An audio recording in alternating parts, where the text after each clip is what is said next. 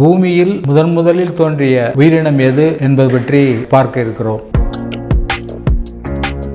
ஆர்க்கியே அல்லது பாக்டீரியா போன்ற உயிரினங்கள் தான் முதலில் பூமியில் தோன்றியிருக்க வேண்டும் என்று நாம் நம்பியிருந்தோம். ஆனால் தற்பொழுது அதற்கு முன்னால் ஒரு உயிரினம் வாழ்ந்திருக்கிறது என்று தற்போதைய நவீன கண்டுபிடிப்பு சொல்லி இருக்கிறது. அந்த 350 ஜீன்கள் இரண்டிற்கும் ஒன்றாக இருக்கின்ற காரணத்தினால அப்ப இதனுடைய மூதாதையர் வேற யாரோ இருக்காங்க.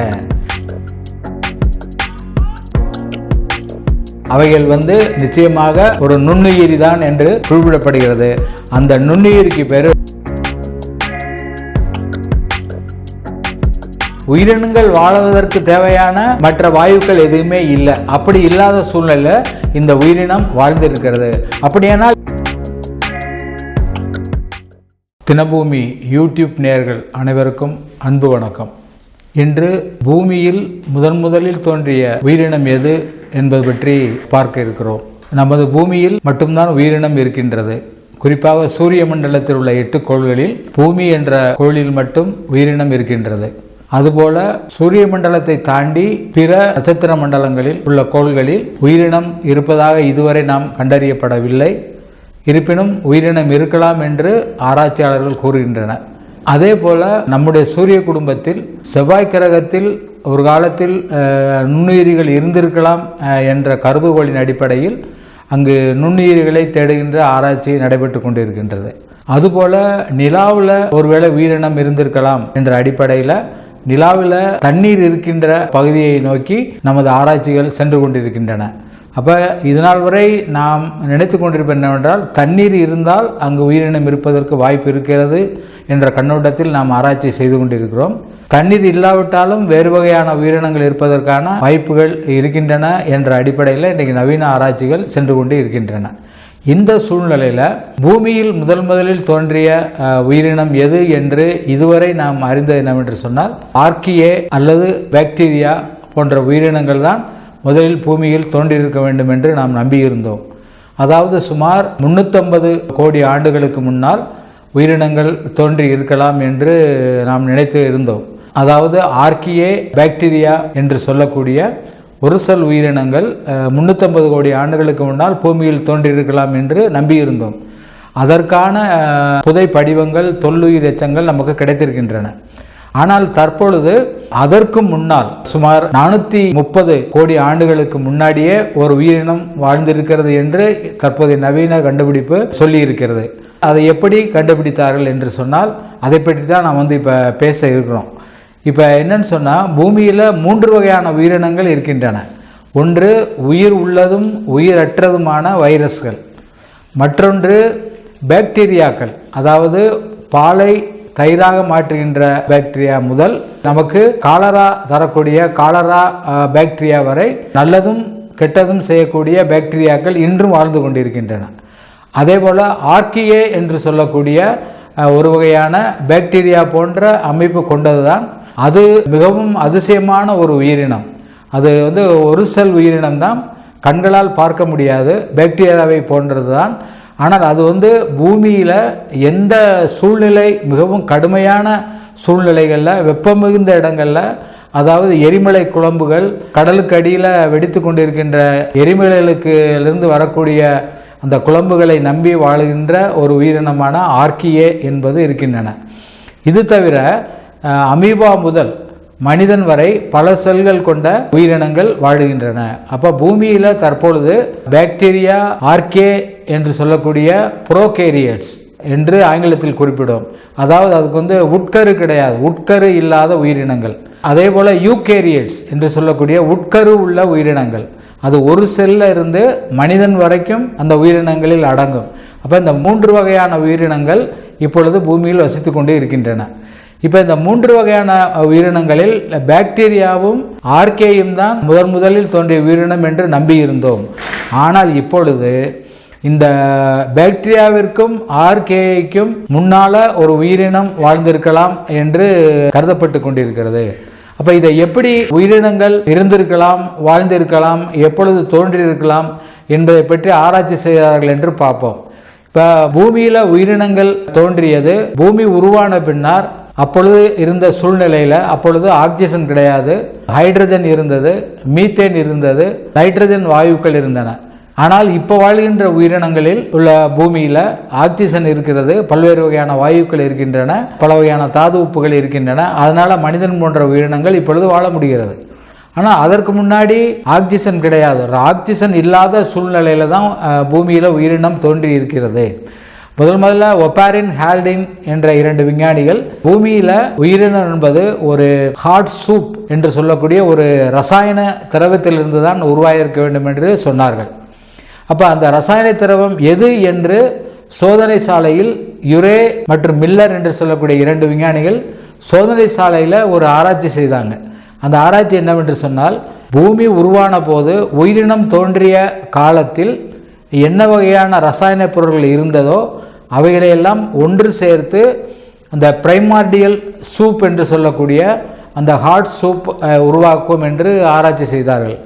அப்போ அந்த ஆராய்ச்சியில் பூமியில் அப்பொழுது இருந்த மீத்தேன், வாட்டர் வேப்பர், நைட்ரஜன் பொருள்கள் இவைகளை எல்லாம் ஒரு குடுவையில் இணைத்து அங்கு மின்சக்தியை உருவாக்கி அதன் மூலமாக என்ன பொருள் உருவாகிறது என்று உருவாக்கி பார்த்தார்கள்.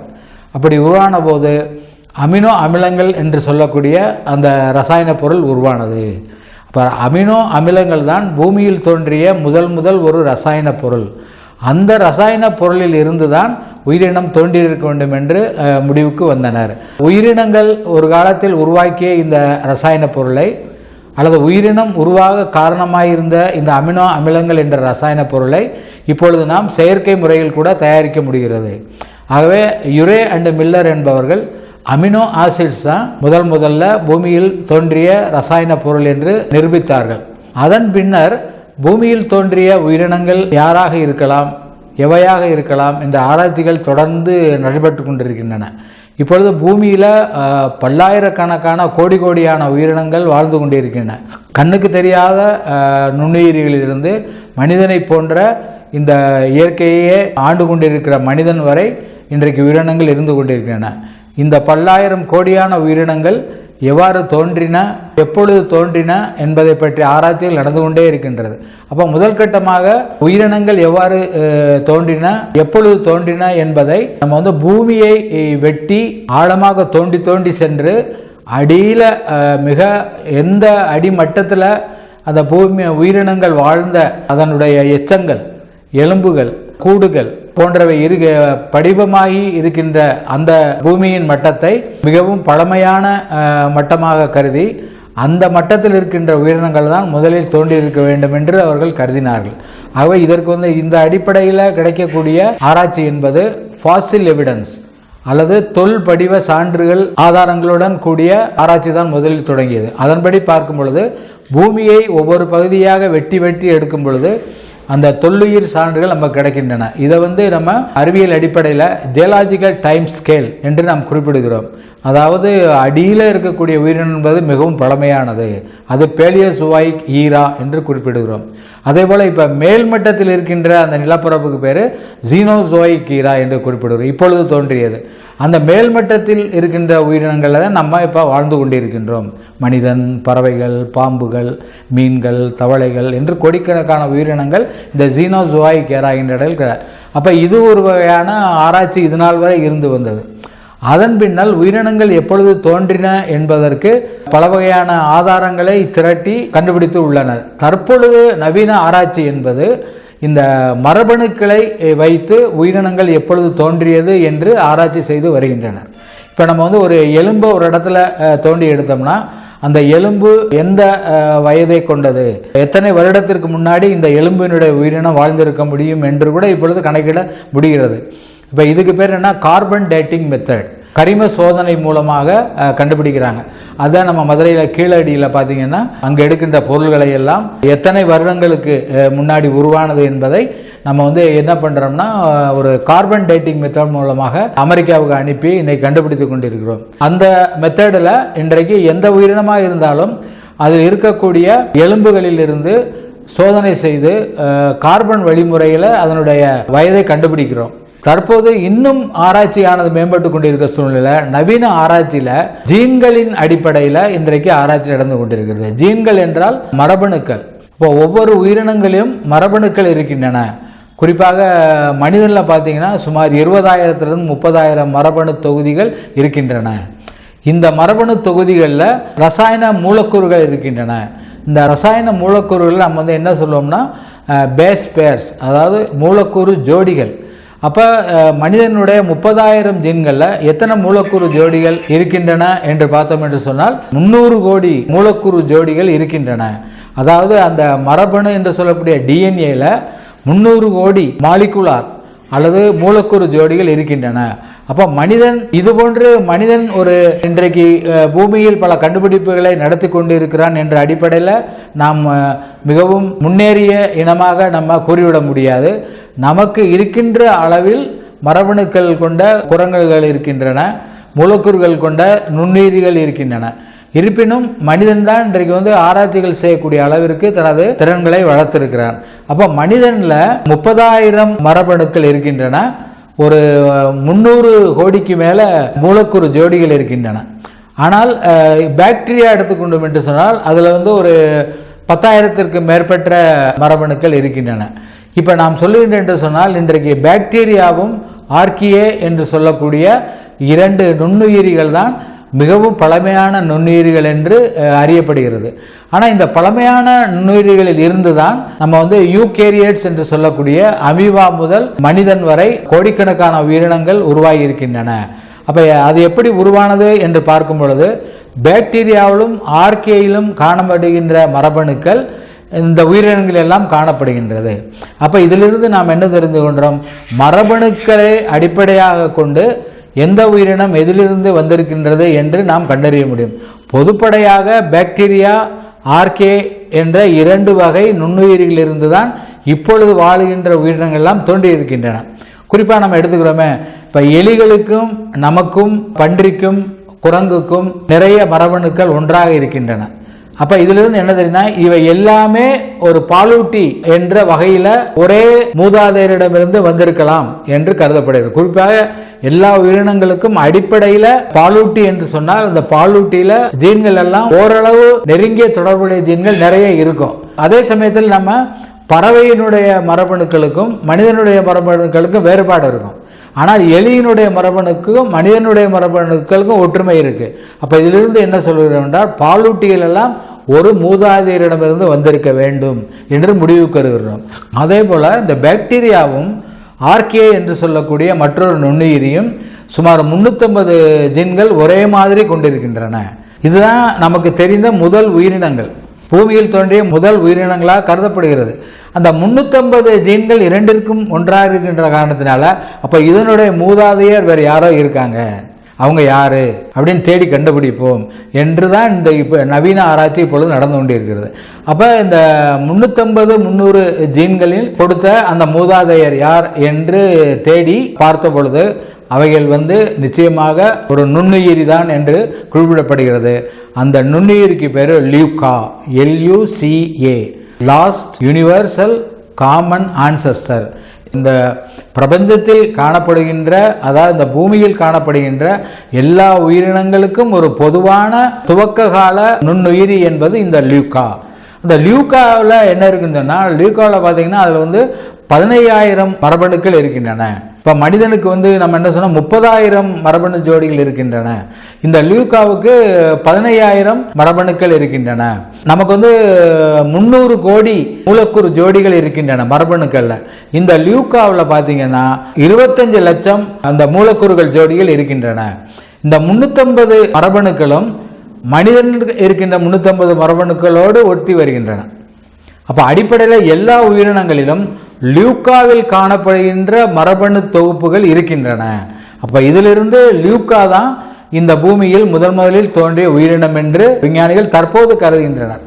அப்போ இந்த லியூகா எங்கே வசித்திருக்கலாம் என்று சொன்னால், அப்பொழுது இந்த லியூகா தோன்றிய போது பூமியின் வயது 430 கோடி வருடங்கள். இப்போ 430 கோடி வருடத்திற்கு முன்னையே பூமியில் உயிர் தோன்றி இருக்கிறது. ஆனால் இதுவரை நாம் நம்பியிருந்தது 350 கோடி வருடத்திற்கு பின்னாடி தான் உயிரினம் தோன்றி இருக்கிறது என்று நம்பியிருந்தோம். அந்த உயிரினம் பாக்டீரியா, ஆர்கியே என்று சொல்லக்கூடிய 2 நுண்ணுயிரிகள்.